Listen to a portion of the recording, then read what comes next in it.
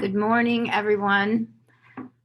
Welcome to Pediatric Grand Rounds this morning. My name is Linda McAllister. I'm the Chief of the Division of Pediatric Hematology Oncology, and we have a very special presentation this morning, the Tony Graves Memorial Lecture. Tony was a member of our division for many years and sadly passed away in 2019. And we would like to honor him by having a Grand Rounds presentation this morning. Dr. Ed Prochownik was Tony's research mentor, and Dr. Prochownik will be saying some words about Tony prior to the presentation, and then we will have Dr. Bennett Van Houten, a longtime colleague and friend of Tony, give a presentation. I will say that this has been spearheaded by two people in our division of hematology oncology, Ronnie Eckeroth and Dr. Prochownik. And I just want to thank them for their efforts in making this memorial lecture possible. And I will turn it over to Dr. Prochownik. Thank you, Linda, and good morning to all of you. I just wanted to reiterate the tremendous help that Ronnie Eckeroth contributed to the making of this pediatric Grand Rounds today. And she really admired Tony and was particularly impressed by the very close and special relationships that he formed with his patients and their families. So thank you, Ronnie, once again for your dedication to making this event happen. So although Tony was born in Cleveland, he moved to Pittsburgh at a very early age and was raised here. He graduated from Bucknell and he obtained his PhD from the Department of Biology at CMU here before attending medical school at Hopkins, from which he graduated in 2002. During that time, he really developed a clinical interest in pediatric oncology and a scientific interest in molecular oncology. He began his residency here at CHP, and it was during that time that I first met him when, in a really very uncharacteristic action for a very busy resident, he began working evenings and weekends in my laboratory, where he was able to lay the scientific groundwork for studies that would continue when he joined my lab full-time as a second-year fellow in 2006. This was really a very productive, fun, and successful time for him, and he very quickly carved out a niche for himself by investigating how cells respond and adapt metabolically to uncontrolled signaling by oncogenes as they become transformed. And he continued this line of investigation after establishing his own laboratory here at Children's, before he left in 2017 to become medical director at Novartis Oncology, and subsequent to that, as director of clinical development at Immunomedics. So we're particularly honored today to have a speaker who is well acquainted with Tony and his accomplishments, and whose presentation I think would have been of great interest to Tony. Dr. Ben Van Houten is the Richard M. Cyert Professor of Molecular Oncology in the Department of Pharmacology and Chemical Biology at UPMC. He's also a member of the Molecular Biophysics and Structural Biology graduate faculty, and he is the co-leader of the Genome Stability Program at the UPMC Hillman Cancer Center. Ben received his undergraduate degree from Clarion University and his PhD from the University of Tennessee at the Oak Ridge Graduate School of Biomedical Studies, and he then did postdoc work in DNA repair with Professor Aziz Sankar at the University of North Carolina, who, for those of you who don't know, along with Drs.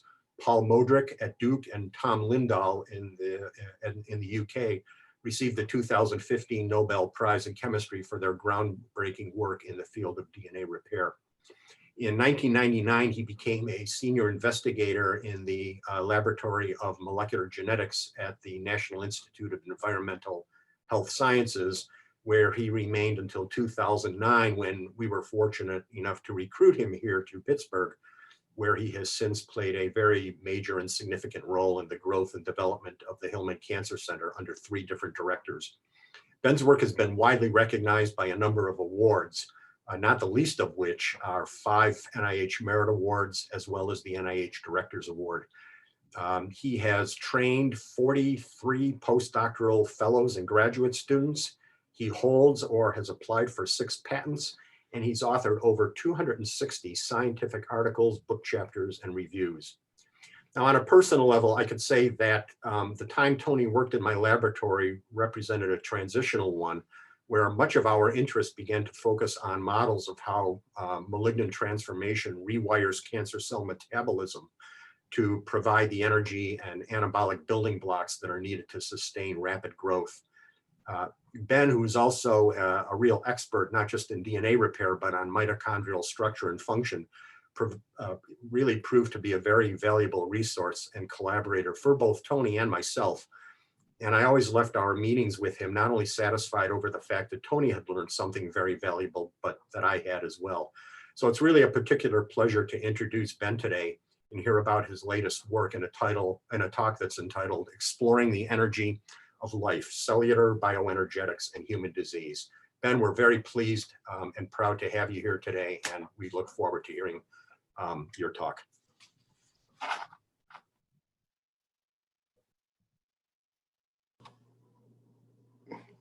Well, thanks, Ed, for that incredibly kind introduction.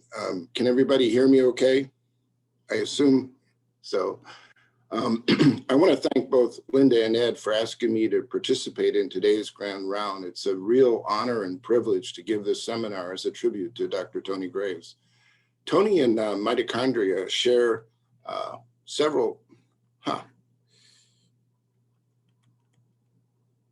slide is not advancing. Tony and mitochondria share several interesting features. First of all, he's full of enthusiasm and energy. And I think when I think about mitochondria, I think they are enthusiastic. He was incredibly bright, and you can see these mitochondria are bright as well. Mitochondria actually also provide warmth in what's called brown fat. And clearly, Tony was a warm colleague, incredibly helpful to patients and their families, and clearly kind. When I was looking for pictures of Tony on the web, I happened across this wonderful video where he was honored in 2015 from the Milton Hershey School, where he was an alumnus. And if you have an opportunity to look up this video, it truly captures his enthusiasm and love for the science and patient care, and I encourage you to watch it. So I have a very ambitious plan for today's lecture. I want to cover 11 points. First of all, I want you to all be familiar with how the mitochondria functions. How do they generate reactive oxygen species? How is the mitochondrial DNA repaired? What happens if the mitochondrial DNA isn't repaired? I'm going to talk about some work I did at the NIEHS on Friedrichs Ataxia and iron sulfur biogenesis. I'm then going to pivot to mitochondria and cancer, which I started to work on when I moved here to the University of Pittsburgh. How do you measure mitochondrial function? And then some new work that we're really excited by called chemoptogenetic approach for causing mitochondrial dysfunction, and how we're applying that to different diseases. I'll talk about the consequences of mitochondrial damage and this interesting telomere crosstalk, which I'm showing in this slide. I'll end with a discussion of Parkinson's disease, and then talk about where we're headed as in our laboratory. So mitochondria, Greek for mitos, and which means thread, and chondros for grain. And here's a live cell imaging of red mitochondria that Wei Chen in my lab produced. And you can see that mitochondria are extremely dynamic, and they undergo fission and fusion. And it's quite interesting to try to understand what they're doing and why they're doing it. So we all know that mitochondria are responsible for oxidative phosphorylation and the synthesis of ATP. They're also, though, the executioners of apoptosis, so they get to decide on the cell's fate. As you heard, they're important for intermediary metabolism, calcium homeostasis, And as I said, iron sulfur assembly and heme biosynthesis, and I'll mention this in the Friedrichs Ataxia. So mitochondria are really beautiful. And here you see an image of tomography of a reconstruction of a mitochondria. And it's made up of an outer membrane and an inner membrane. And that inner membrane actually is invaginated and forms a lot of surface area. Those are called cristae. And that's where the action is. This is where the electron transport works. And this is where oxidative phosphorylation occurs. And I want to give you a little zoom in of this process. And so I've animated a little movie so that you can appreciate how we actually generate ATP in our electron transport. So NADH equivalents from the Krebs cycle pass off electrons and protons to complex 1. And you can see that the protons moved from the matrix to the inner membrane space simultaneously with the movement of the electrons. Those electrons, you can also start the process by feeding electrons from FADH to complex 2. And both complexes then feed those electrons to ubiquinone, and ubiquinone then passes the electrons on to complex 3, where you have more proton movement. Those electrons move to cytochrome C and then deliver the electrons to complex 4. Something magical happens at complex 4, where 2 of the protons and of the 4 electrons reduce molecular oxygen to water. So it's a very clean burning machine. And 2 protons then are transported to the inner membrane space. So you're thinking, what are these protons supposed to do? Well, the protons are extremely important in the process of generation of ATP. The protons come into this complex 5, and it turns out that complex 5 is a little nano machine that generates ATP. And it's like a turbine. So instead of water driving the turbine, it's the protons that come down through the top, literally make the complex spin. And as it spins, this conformational change drives low energy ADP plus phosphate into high energy ATP. And that's how we get ATP from our electron transport. A pretty amazing machine. So ATP is the currency of life, and it's all due to this high energy bond here at the gamma phosphate. It's amazing in that in a day, your body can create and consume an equivalent of 100 pounds of ATP. So we make ATP as we need it. And if you're a runner and run a marathon, you can actually burn the equivalent of 100 pounds of ATP in the race that you run in. So it's a wonderful way to, on the spot, generate energy. So my very first position was at the University of Vermont, and I'm doing a sort of historical perspective to give you a context of some of the important points I wanted to follow. And it was at the University of Vermont where I was asked to give a lecture on mitochondria. And I told the cell biology coordinator, I don't know anything about mitochondria. And he goes, well, I guess you'll learn. And I got hooked. I became a mitochondriac, somebody that's crazy about mitochondria. And over the course of the rest of my career, there were some fundamental questions about mitochondrial DNA that I wanted to pursue. And why do we maintain this small little genome in the mitochondria? What's its purpose? Why is mitochondrial DNA genetic code different? That's really bizarre. Why? It's different than the nuclear code. How is mitochondrial DNA replicated? What damages our mitochondrial DNA? Is this mitochondrial DNA repaired? It turns out we have thousands of copies of mitochondrial DNA. What happens if they get damaged? Some people believe, well, you don't have to fix them. We can just get rid of them. How important is mitochondrial DNA for the health of the cell? And then what human diseases are associated with mitochondrial damage and mutations? And so it's these 4 bullets that really got me excited at the University of Vermont and really has followed the rest of my career. Now, if you've been to the University of Vermont in Burlington, you know that it's very rarely that beautiful picture on the top, and it looks more like this on the bottom. And so I had an opportunity to move from a freezer to the frying pan. And oh, sorry, before I tell you about my trip to Galveston, I wanted to tell you a little bit more about mitochondrial DNA. So mitochondrial DNA is, in the humans, is 16,569 base pairs. It's a circular, closed genome, and it encodes 13 polypeptides shown in colors here, 22 tRNAs, and 2 ribosomal RNAs. So the mitochondria actually do their own replication, transcription, and protein synthesis. And you're thinking, why 13 polypeptides? And you can see the polypeptides that are important, 7 in complex 1, and 1 in complex 3, and so on. There are 2 major ideas. One is that these are very hydrophobic proteins, and it's best to make them on site. Over 1,100 proteins are encoded in the nucleus that have to come into the mitochondria and assemble so the mitochondria can function properly. So it's believed that these are hydrophobic and it's better to make them on the spot. Another idea is that these are highly critical subunits, and the mitochondria, by having their own little genome, can control what's going on in the cell. And that hypothesis is, I think, winning out. So the mitochondria, even though it has a little genome, is still in control of what's going on in this wonderful organelle. I wanted to show you that the mitochondrial DNA is actually organized in these little nucleoids shown here, and they are packed with proteins. So sometimes you'll read about mitochondrial DNA doesn't have chromatin. Well, it doesn't have nucleosomes, but it's highly condensed with a protein called TFAM. So there's a dark side to the mitochondria. And I always like to think of this wonderful movie, The Good, the Bad, and the Ugly.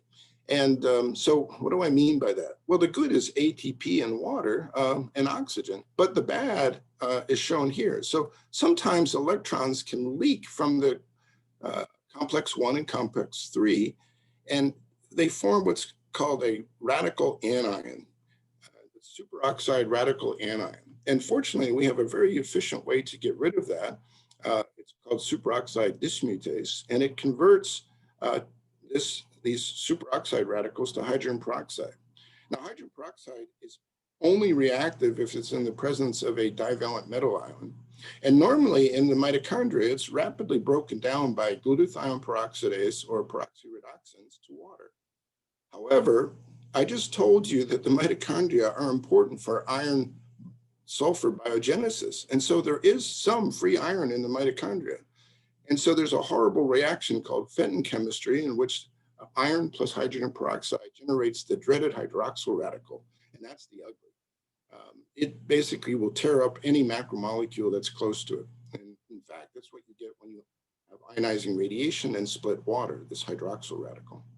And so the mitochondria, if it's functioning perfectly, is great, but it has the possibility of generating large amounts of reactive oxygen.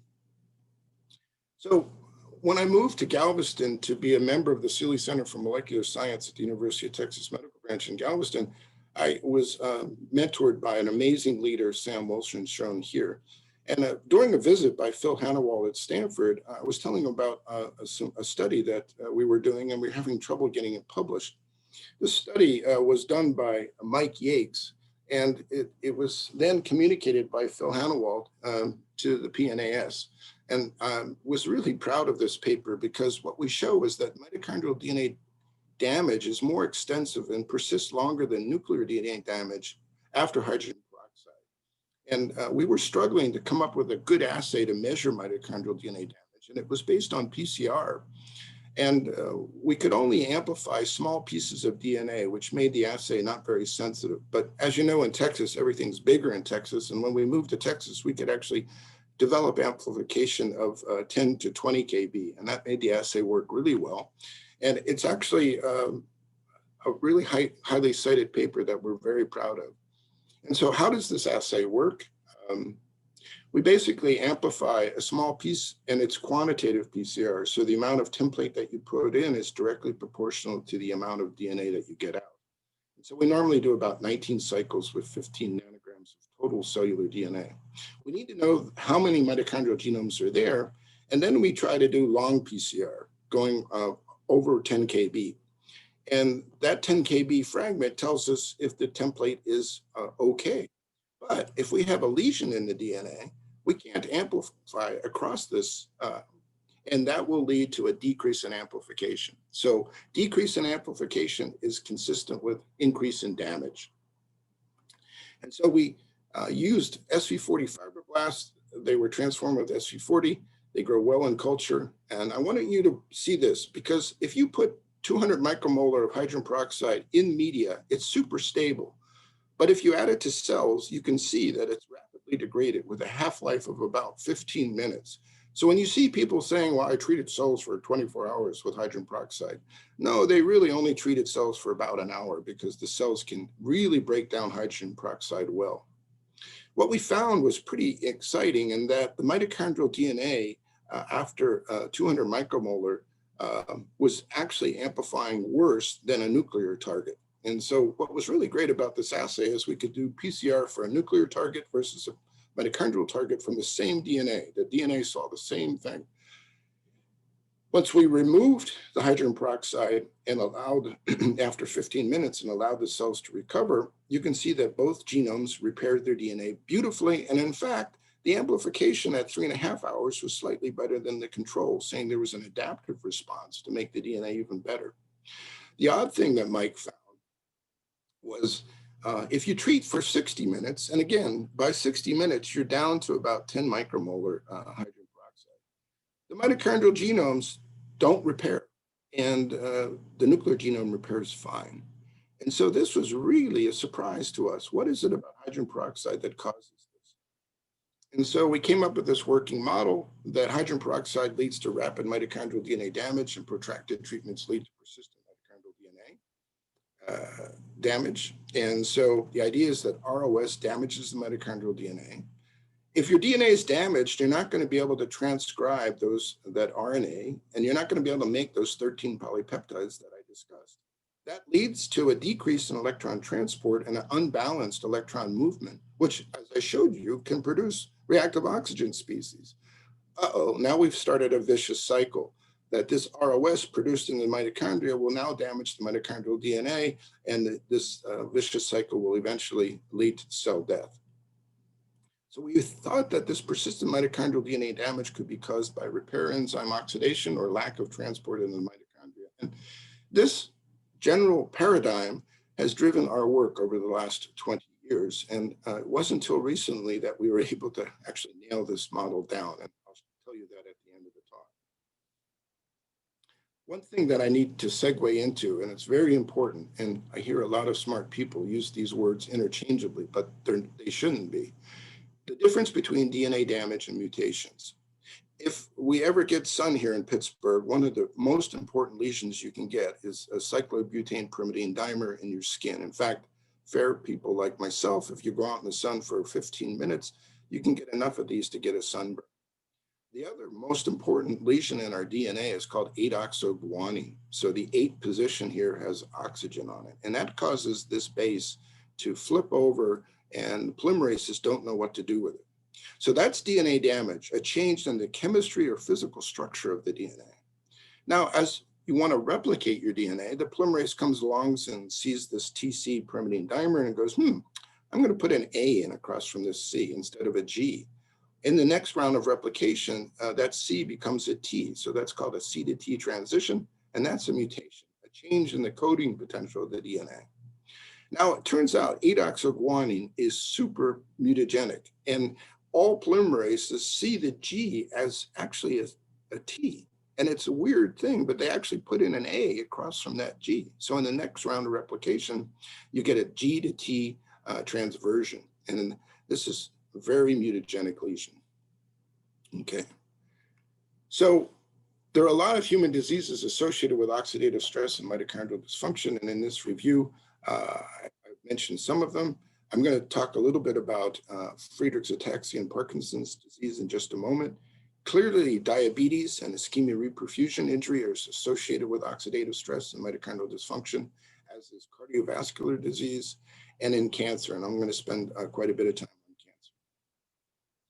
The other really important thing to realize, and this has been spearheaded by Doug Wallace over the last 3 decades, is that you can inherit mitochondrial mutations from your mother. You only inherit your mitochondrial DNA from your mother.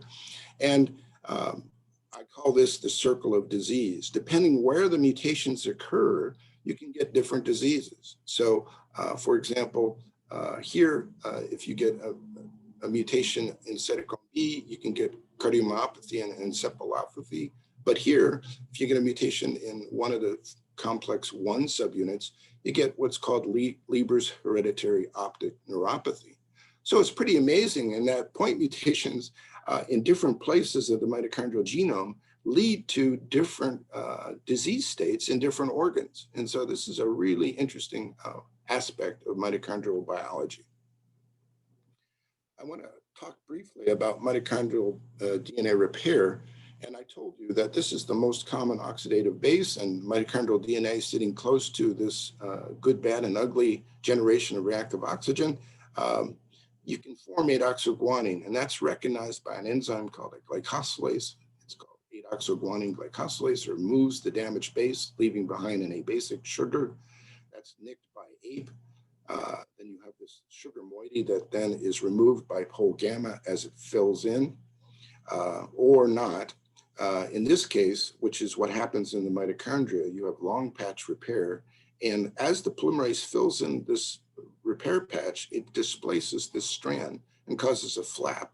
And there was a big argument in the literature. Is it DNA2? Is it FEN1? Well, it turns out it's not any of those. And in a wonderful collaboration with Shankar Mitra at UTMB, we discovered that it's actually an enzyme called XOG. And if you knock out XOG, the cells die. So this is a really important repair enzyme. I had a wonderful graduate student, Amy Furta, who collaborated with Maria Jason to look at the last step, DNA ligase 3. It's encoded in the nucleus, comes into the mitochondria. But if you remove it, the mitochondrial DNA is actually lost and the cells will not survive. And so this is a really exciting paper that we were able to join with Maria. So can we use the qPCR mitochondrial DNA damage assay to apply it to people? And I'm happy to say that we took on this task when I was at NIEHS, and this was driven by an amazing biologist, Astrid Haugen. And it was a wonderful collaboration with a number of people. But basically, we took total blood RNA and did, this was back before RNA-seq, we did microarrays on these patients and 10 controls. And we also did our mitochondrial DNA damage and nuclear DNA damage assay on more patients and 15 controls. And so let me tell you a little bit about Friedrichs Ataxia. Here's a teenager who is restricted to unable to walk, and she has to use a wheelchair. So Friedrichs Ataxia is an iron homeostasis disease, and it's because of this protein called frataxin. It's autosomal recessively inherited, and it's caused by a triplet repeat expansion like Huntington's disease. In this case, little protein frataxin isn't expressed, and you get reduced levels of frataxin. And it leads to embryonic lethality in a mouse knockout. So what happens is, this is a chaperone for iron, and it basically brings iron into the mitochondria and allows iron sulfur biogenesis. And when you don't have this protein, the cell goes, oh no, this is terrible. We need more iron in the mitochondria. And we actually lose these iron sulfur centers. And this is really disastrous for many proteins that require iron sulfur centers. And the symptoms of this disease start to occur between ages 5 and 15. You get cardiomyopathy, peripheral nerve damage, movement disorders in the cerebellum. So what happens is you get this progressive nervous system decay, muscle weakness, speech problems, heart disease, and sadly, these patients die in midlife because of hypertrophic cardiomyopathy. So here's a heart of a patient who passed away from this disease, and you can see this huge hypertrophic ventricle here. And this special stain, you can actually see iron granules accumulating in the heart. So we were able to draw blood from patients who were children, and we also did controls, and we isolated the total cellular DNA, quantified the DNA, did our quantitative PCR assay, and compared the amplification of the patients to the controls to get a lesion frequency. And we found out that we could actually get enough DNA from just a finger stick. And so we're really excited by this assay. And other people have actually pushed this assay much further than us. So what we found was pretty amazing. We saw damage in both a nuclear gene and also the mitochondria in the patients as compared to the controls. You can see that the error bars are pretty tight. So this number of lesions in the mitochondrial genome is about 2.5 lesions per 16 kb. That would mean that only about 8% of the genomes have no damage. So this is really bad for mitochondrial function. And the difference is highly significant. And the difference between the amount of damage in the nucleus versus the mitochondria is also very significant. Our gene expression profiling was really interesting, and we found that using this software developed by the Broad Institute called Gene Set Analysis, you can look for genes that are changed in your data set and compare it to known other data sets. And what we found over and over and over again was that the gene expression changes in our patients correlated to DNA damaging agents in cell culture. And so these have signatures of DNA damage, and so did our patients. And so this is quite consistent with our DNA damage assay. So we were really excited by this paper. So then I had this wonderful opportunity to move to Pittsburgh. I love this image for two reasons. One, it's a rare blue sky day. And I like to say Pittsburgh is a city of bridges, which in my opinion is a metaphor for the amazing collaborative spirit here at the University of Pittsburgh. And my career really took off when I was able to move to Pittsburgh, and I'm really thankful for that. So when I moved to the Cancer Center, I got very interested in Otto Warburg's hypothesis, which I'll explain in just a moment. Here's Otto Warburg in his lab, and this is back in the 30s, so it's pretty incredible that he was able to discover. He won the Nobel Prize in 1931 for his discovery of cellular respiration. And he started to look at tumor cells, and he found out that the tumor cells have increased glycolysis. Remember that you can generate ATP by oxidative phosphorylation or inefficiently by glycolysis. And he found tumor cells, even in the presence of oxygen, produced lots of lactic acid. And so the Warburg hypothesis suggested that tumors switched to glycolysis.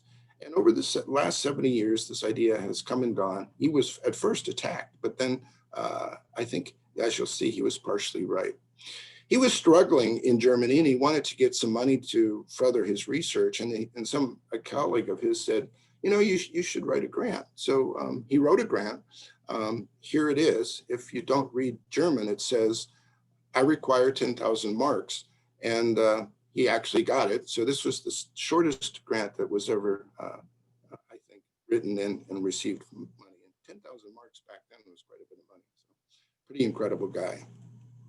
So we all know that we use glycolysis to image tumors. And so we use F18 PET of 2-deoxyglucose and look at its uptake. And here you can see a metastatic tumor that went to the liver in a patient with melanoma. So this is when I got to meet Tony and Ed, and I have to say that his enthusiasm for the science really pushed us along, and it was a really exciting time. So MYC is a transcription factor that Ed had been working on for some time, and as you heard, Tony was working in his lab and became interested in this. MYC is actually works with another protein called MAX, and they form this dimer which then binds to genes and turns them on. In fact, 10% of the genome actually is controlled by this transcription factor. Early on, Ed showed that high levels of expression of MYC actually increased ROS. And it's believed that this increased ROS increases signaling to allow cells to proliferate. As you heard, it's an oncogene, and 20% of all cancers, it's dysregulated and highly expressed: leukemias, lymphomas, neuroblastomas, etc. And so we got interested in MYC in the mitochondria, and there's some questions was, does MYC increase glycolysis when dysregulated? Does an increase in glycolysis correlate with cellular transformation? This is really interesting, and Ed has done a beautiful job on this. MYC null cells have really poorly defined mitochondria, and I'll mention this again. But basically, MYC is important for mitochondrial biogenesis. does MYC affect oxidative phosphorylation and generate more ROS? So is that ROS coming from increased MYC due to the mitochondria itself? And so how do you measure oxidative phosphorylation? And a lot of times when you move, you get some money and get an opportunity to buy some cool toys. And I was really happy in 2008 to be one of the first labs in the country to buy a seahorse. And we can talk about why it's named that, but basically it measures two things really well in media of cells: how much oxygen the cells are consuming, which is a measure of oxidative phosphorylation, and how much lactate are they producing, a measure of glycolysis. And it transformed our ability to measure mitochondria because you didn't have to break the cells apart. You could just look at what's going on in living cells in culture.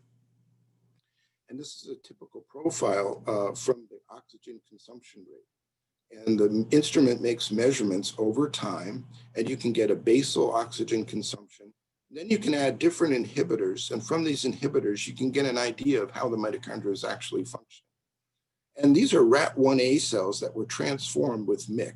And what you can see is that these cells that overexpress MYC have higher oxygen consumption, and they have what's called this reserve capacity. It'd be like asking your car to drive really fast out on the interstate when nobody's around. And so these cells have this amazing ability to turn on oxidative phosphorylation as compared to the controls. And so if Warburg would have been alive, he would have said, whoa, that's absolutely opposite. We expected glycolysis to go up, not oxidative phosphorylation. But in fact, when you inhibit mitochondrial respiration with oligomycin, which inhibits complex 5, there's a huge increase in glycolysis in the production of lactate. And you can see that. So these cells actually have what I call metabolic flexibility. They can do both oxidative phosphorylation and glycolysis. And so that led to a very important concept that MYC overexpressing cells have this metabolic flexibility, and they can either use glycolysis or oxidative phosphorylation to make ATP. And I like to say that they're eating from the buffet line of carbon sources. So if they have glucose, they'll do glycolysis. If they have fatty acids, they will do oxidative phosphorylation and so on. So I think this is a really important concept that came directly out of this wonderful collaboration with Tony and Ed. So at least glycolysis went up. So the question is, was Warburg wrong? And in fact, only in some tumors and only in some cells of tumors. Ovarian cancer, breast cancer, head and neck, squamous cell carcinoma, and melanoma all have a lot of oxidative phosphorylation. And these cancers rely on mitochondrial function. And a lot of these, for example, ovarian cancer, do fatty acid beta oxidation to drive their growth for ATP. So it turns out, though, it's not as simple as either an or switch. Tumors do both. And this was first concept was developed by Mark Dewhurst at Duke. And I had a wonderful medical student, Erika Nakajima, who looked at this in more detail. And this beautiful rendering was produced by her. And we like to call this refocusing the Warburg lens. And so as the tumor grows, it outgrows its blood supply and it becomes hypoxic. And the only way that these cells are going to survive is through glycolysis. And they produce lactate. But I like to say that one cell's garbage is another cell's lunch, and that this lactate can be converted back to pyruvate by lactate dehydrogenase going backwards. And that pyruvate can then feed back into the mitochondria and generate ATP in an oxygenated tumor cell. So in one tumor, you can have both glycolysis and oxidative phosphorylation. So targeting one or the other would be sort of like whack-a-mole, because clearly the tumor can do both. And MYC allows the tumor to really flip back and forth very easily. Pretty exciting.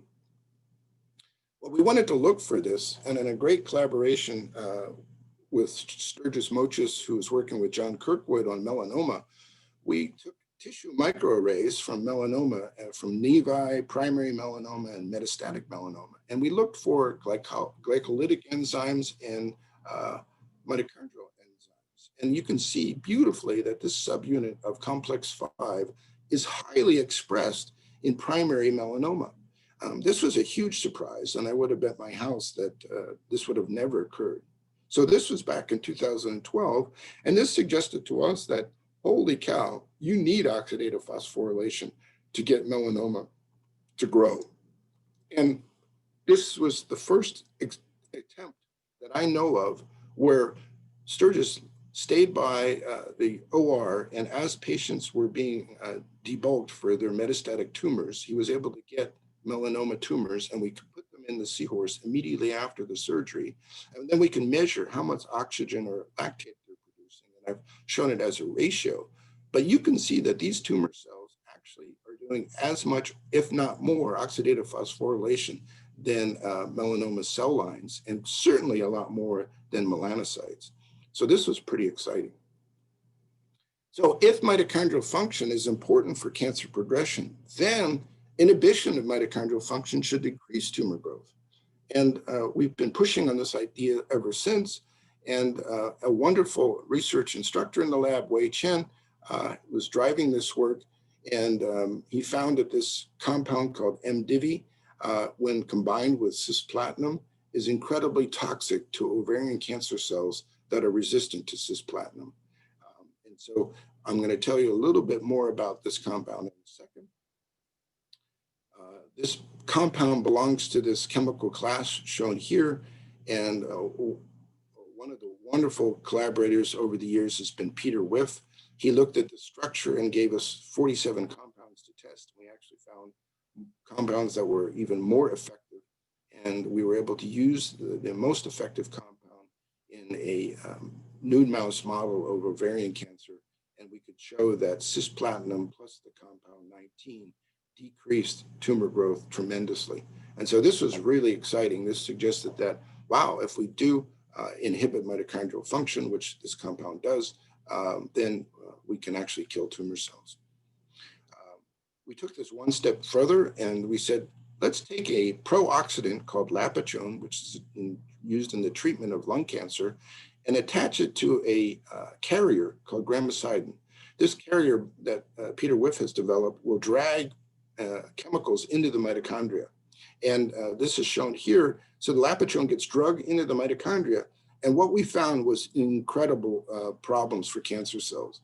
There's this huge mitochondrial dysfunction and vascularization. The mitochondria just go away. And we haven't pursued this more, but I think this is a really great collaboration with Peter Whiff. So about this time, there were 3 important papers that I was lucky enough to collaborate on with Tony and Ed. And the first study that I talked about was in this paper. The second was that the structure and dynamics of mitochondria are controlled by c-MYC, which I told you about. c-MYC actually turns on important genes that are proteins to make mitochondria. And without MYC, your mitochondria goes south. And then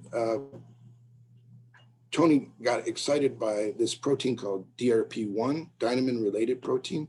It's actually involved in mitochondrial fission. So I showed you that beautiful movie shown here. Mitochondria are highly dynamic and they undergo fusion and fission. And fission is controlled by this DRP1.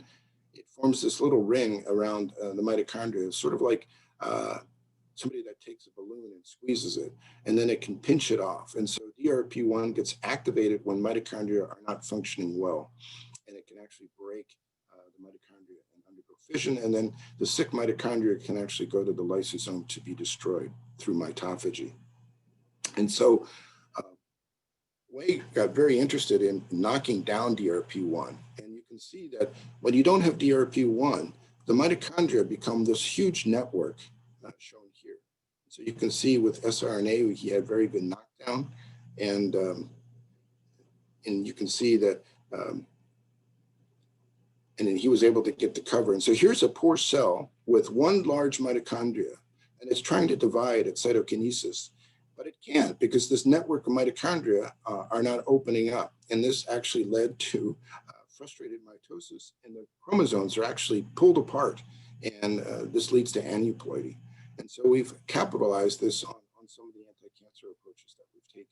So this is really cool. And this is how we got interested in MDIVI, which does similar things. I want to switch gears in the last few minutes, talk about our most recent work, which I find quite exciting. Classic cell and molecular biology is you want to break the cell apart, look at all the components, and try to figure out how it works. Well, if this is what you had left of a computer, I'm not sure you could really understand how a computer works, even with all the parts. So wouldn't it be cool if we could go into a living system and just damage the mitochondria and nothing else? And that's been a big, big problem and a barrier in the research. But with this dream team that Patty Opreska and I were lucky to get a grant with, a big grant from NIEHS, we're working with Simon Watkins, who is incredible in terms of fluorescence imaging, Marcel Boucher, who developed a system that I'll tell you about, and Ed Burton, who's a movement disorder doc interested in Parkinson's disease and uses zebrafish models. And the system that Marcel developed and that we have used is called chemoptogenetic. And it takes this non-fluorescent chemical called malachite green, and it then binds to this protein dimer, and it becomes rigid. And when it's rigid, it will now fluoresce. And so think of this as a fluorescent protein without its ability to fluoresce, but when you add the chemical, it fluoresces. Now, Marcel is an amazing chemist, and he put these two iodines on here. So in the excited state with 660 light, which doesn't interact with any macromolecules, in the excited state, it does fluoresce, but it gives off this horrible reactive oxygen species called singlet oxygen. And if you bring singlet oxygen close to any macromolecule, it will damage it. And so now we have an ability to use a dye, chemo, light, and genetic. We can put this peptide anywhere in the cell and cause specific damage. Here's our very first light box using a 660 diode. And so depending on what proteins you fuse the fluorogen activating peptide, the FAP, you can send it to the nucleus, the mitochondria, to the cytoplasm, and so on. And so we drug this to the mitochondria, and now with dye plus light, we could actually just hurt the mitochondria and no other organelle. And so Vera Roganskaya, who's collaborated with lots of people on campus to run Seahorse, working with Wei, you can see that here's a profile of oxygen consumption after dye plus light. And you can see that the poor cells have really no mitochondrial function. And you'd expect, which they do, is they increase their glycolysis. So they survive by making ATP through glycolysis. So we basically have hurt the mitochondria. They lose their mitochondrial membrane potential after about 4 hours of damage. And I should say that we only give 5 minutes of light. And when you turn off the light, you stop damaging the mitochondria. But we started this chain reaction. And now the mitochondria are making ROS. And that continued production of ROS causes the mitochondrial dysfunction. And you can see that the activated form of DRP1, called phospho-DRP1, leads to the shattering of the mitochondria. And this was beautiful STED imaging by Simon Watkins. And you can see they just become really punctate. So I'm going to summarize 3 years of work and a lot of experiments in one slide. So here is this FAP system. We drag it into the mitochondria, and this is a beautiful STED image of the FAP inside the matrix, and TOM20 is the green on the outside. So it's in the matrix. We damage the matrix with superoxide at complex 4, and so we then could measure an increase in superoxide production from the matrix. And superoxide is rapidly converted to hydrogen peroxide. And hydrogen peroxide, unlike superoxide anion, is freely diffusible, and it can go out into the cytoplasm. And so we were looking for oxidation events in the nucleus, and we could actually see disulfide bonds forming. So cysteines were getting oxidized in the nucleus. And we thought for sure we would see DNA damage, but we looked hard and we didn't see any, and we were kind of stunned. And a wonderful student, Namrata Kumar and Elise Focarel, a postdoc in Patty's lab, said, well, let's look at the telomeres. And they made this amazing discovery. If you hurt the mitochondria, then the telomeres, will become injured. And so the telomeres are these little green spots. And you can see this chromosome has actually lost its telomere. And this telomere is actually fragile. It's actually broken in two. And so we think that for some reason, there's iron out at the telomeres, and the hydrogen peroxide reacts with the iron 2+ to form hydroxyl radical to damage the telomeres. And so here's a really interesting crosstalk between the mitochondria and the telomeres that we really couldn't have proven before without this chemoptogenetic approach. So why just telomeres? And I'm running out of time, so I'm going to go a little bit more quickly. Stu Lin, many, many years ago, asked, does iron have specificity for causing damage to DNA in the presence of hydrogen peroxide? And he found a consensus sequence, TTAGGG. Well, that turns out to be the telomeric sequence. And so for whatever reason, it looks like telomeres actually bind a lot of iron. If you have hydrogen peroxide going into the nucleus, it will lead to the formation of radical and damage to the telomeric sequence. Now, fortunately, we have proteins that bind to the telomere and hopefully keep that damage at bay. But in this case, we saw a huge increase. So in the last few minutes, I wanted to mention our work on Parkinson's disease in collaboration with Ed Burton's lab. And it's known that about 60,000 Americans will be diagnosed with Parkinson's disease. And I'm sure that you're all aware of some of the symptoms of Parkinson's disease: the short shuffling gait, this forward posture tilt, the rigidity and tremors. And this is due to the loss of the substantia nigra. And if you lose enough of these neurons, you will develop Parkinsonian-like symptoms.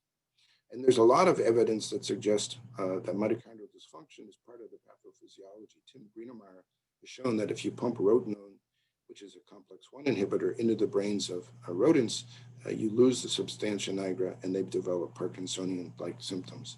It's also interesting in correlative studies that patients with Parkinson's disease have shorter telomeres in their peripheral blood. And so Ed Burton, who's an amazing scientist and clinician, breeds zebrafish. And if you ever get an opportunity to go to the 7th floor of BST over in Oakland, it's the largest zebrafish collection in the world, and it's such a pleasant place to visit. So he uses this really cool technology where one mouse will drive the expression of a reporter gene. I mean, not mouse, sorry, zebrafish. And basically, when you breed these two, what happens is this is a neuron-specific promoter. It turns on GAL4 only in the neurons, and that will then drive the expression of mitofap in just the neurons. And so this responder line is basically making the mitofap in the neurons. And we put a fluorescent protein on the tag, so it's M. cerulean, and you can see here's a 5-day-old embryo zebrafish, and you can see the beautiful lighting up in the retina and the hindbrain and the central nervous system. This is a very interesting neuron that runs the length of the zebrafish, and it's called the posterolateral line ganglia. And what you're seeing in real time, now it's a real live imaging, are individual mitochondria going down this neuron. And so the experiment then was to look and see if we could damage the mitochondria. What kind of readout? Well, zebrafish are pretty cool. They do what's called a visual motor response. And in the light, they are afraid to swim too much because they're afraid they're going to get eaten. But if you turn off the light, they swim like mad. And Ed has developed beautiful ways to measure their swimming in a highly accurate way. And then when you turn the light back on, they stop swimming because they're afraid they're going to get eaten. So that's called the visual motor response.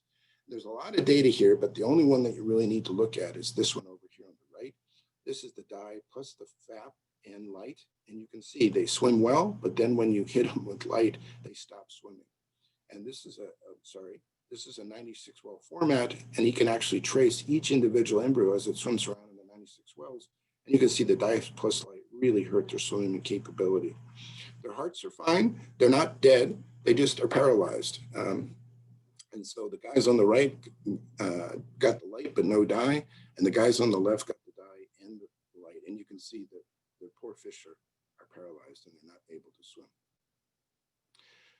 Wenting Ji, a Tsinghua visiting scholar, had the audacity to try to measure oxygen consumption in these zebrafish. And startlingly, she was able to do it. And there's a 25% decrease in oxygen consumption after dye plus light in these zebrafish. So this is pretty remarkable. So where are we headed? I'm finishing up now. We've developed what I call nanosurgery. We can actually produce singlet oxygen anywhere in the cell with high temporal and spatial resolution, and we can do it in living systems. You can guess we've moved it to mice. The other thing I don't have time to talk about is you can use the same FAP system as sensor probes for oxidative stress. I've shown you that we can use it in living cells in zebrafish. And Greg Delgoff has created 2 mouse models using this ROSA 26 locus so that when you breed these mice to Cree tissue-specific mouse, they can get expression of the mitofap in any tissue you want. And so he's actually using this to study T cells and mitochondrial function in T cells. And these mice are widely available. So if you want to breed them to any particular tissue Cree mouse to look at mitochondrial function, you can do that. Why should you do that? Well, there are a lot of human diseases associated with oxidative stress, and I've just listed some of them here.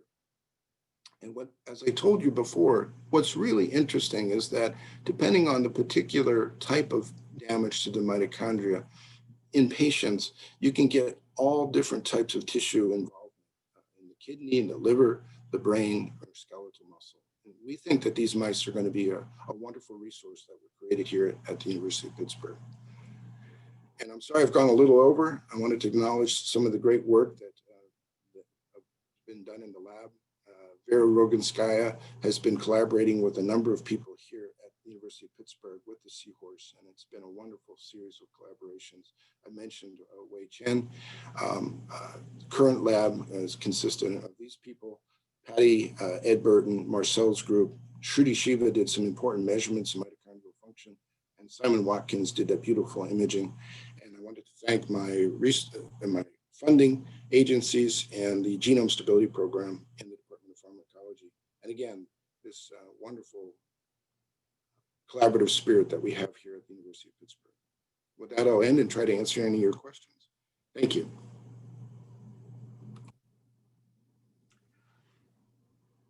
Ben, thank you very much for that really incredible and very encompassing talk. I think Tony would have been absolutely thrilled at the comments that you made. We're a little bit short of time, and I would only remind people who have questions that there will be a meet and greet. And I think the website for that should have accompanied the announcement for your seminar. I did have one sort of a comment and a question that I'd like perhaps for you to address if you can. The first part of it is, what can you say about the relative degree to which mitochondrially generated ROS damage mitochondrial DNA as opposed to nuclear DNA? And in conjunction with that, I'm sure you are aware of the fact that there are really 2 distinct models to explain the process of aging. One is the generation of ROS, which increases as we get older.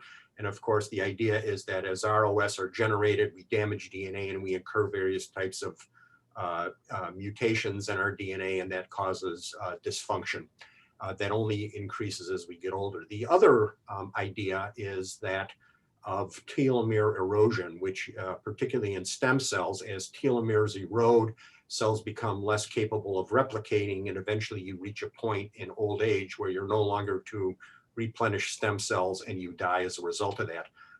The work that you did showing that ROS specifically tend to damage DNA at the site of telomeres would seem in my mind to perhaps tie together those 2 somewhat opposing hypotheses to explain aging. And I wonder if you could expand on that a little bit. Well, I appreciate the great question, Ed, and as always, you hit the nail on the head. I think that that latest PNAS paper is the first evidence that if you just damage the mitochondria, we end up with telomere damage. I wanted to point out, I didn't have time to talk about it, amazing experiment by Bill Copeland and then others. DNA polymerase gamma has a function that removes the wrong bases when it accidentally inserts it. It's called an exonuclease. It's like a backspace key on a computer. 2 labs separately made pol gamma exodeficient mice. And so these mice make lots of mutations in their DNA. And these mice, both different backgrounds, died at 1 year instead of 3 years. And so if you accumulate mitochondrial mutations, these mice then lived only about 1/3 their normal life. And people looked for ROS and couldn't find it. The problem was dead soldiers tell no stories, because once the cell dies, it's no longer capable of producing ROS. And some great work by a number of different labs were able to show that, in fact, no, these pol gamma deficient mice are in fact making, pol gamma exodeficient mice are making ROS. So this idea that, you know, what causes aging? Well, if you have ever had an old car, you know it breaks down in a lot of different ways. And I think that we have to think about, there's not one way that aging can occur. But I think it is this cascade of events that can lead to poor health. And the real question is, how can we maintain a healthy lifespan? Do we rev it up with antioxidants? Linus Pauling tried that with vitamin C and it didn't work. So what do we need to do? And I think that this idea that there's a crosstalk between the mitochondria and the telomeres, as we demonstrated, suggests that, yeah, as telomeres shorten, that can drive loss of stem cells. Loss of stem cells can also lead to organ failure. And so Aditi Gukar in the Aging Institute that was recruited by Torren Finkel, she's studying this idea that you get an accumulation of lesions in the nuclear genome, and that can lead to actual mitochondrial changes as well. So there's a crosstalk between damage to the nucleus and the mitochondria and vice versa. But I really appreciate that question, and I hope I answered it. Thank you very much. I think in the interest of time, we will ask anybody who remains with other questions to please log on to the meet and greet.